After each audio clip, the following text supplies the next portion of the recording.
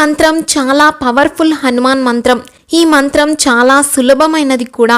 దీన్ని శనివారం మరియు మంగళవారం జపిస్తే మంచి ఫలితాలు వస్తాయి. హనుమంతుల వారు మన జీవితంలోని అడ్డంకులు, ఇబ్బందులను, శత్రువులను మన మానసిక శక్తి మరియు ధైర్యంతో ఎదుర్కోవాలి అనే కోరికను మనలో ప్రేరేపిస్తారు. ఈ మంత్రం చాలా శక్తివంతమైన పంచముఖ హనుమాన్ మంత్రం. ఈ మంత్రాన్ని బయటకు పలకకూడదు కాబట్టి నేను కూడా పలకటం లేదు.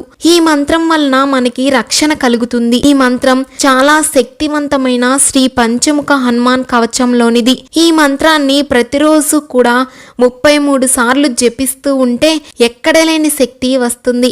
కానీ ఈ మంత్రాన్ని బహిర్గతంగా పలకరాదు.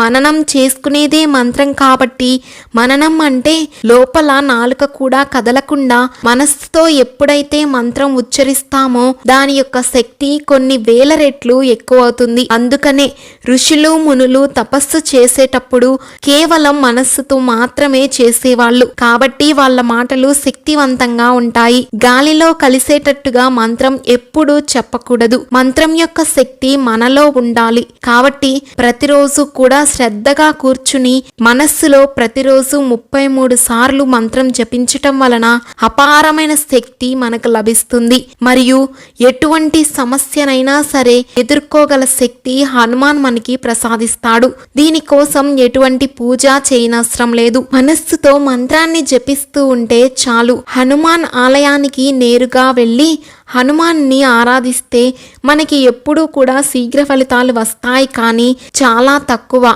అదే ఆయన ముందుకు వెళ్ళి రామనామం ఎక్కువగా జపిస్తే నా రాముణ్ణి తలుచుకుంటున్నారు అని వెంటనే శీఘ్ర ఫలితాలను ఇచ్చే అవకాశం ఉంటుంది. హనుమంతుల వారు ఎప్పుడూ సింధూర పూతతో దేవాలయంలో కనిపిస్తూ ఉంటారు. హనుమంతుని యొక్క అపారమైన బలాన్ని సూచించే మరియు ధైర్యానికి సంబంధించిన రంగు కూడా ఇదే. కాబట్టి ఆంజనేయ స్వామి వారికి తమలపాకు పైన శ్రీరామ అని సింధూరంతో రాసి సమర్పిస్తే ఆయన ఎంతగానో సంతోషిస్తారట. జై శ్రీరామ్, జై హనుమాన్.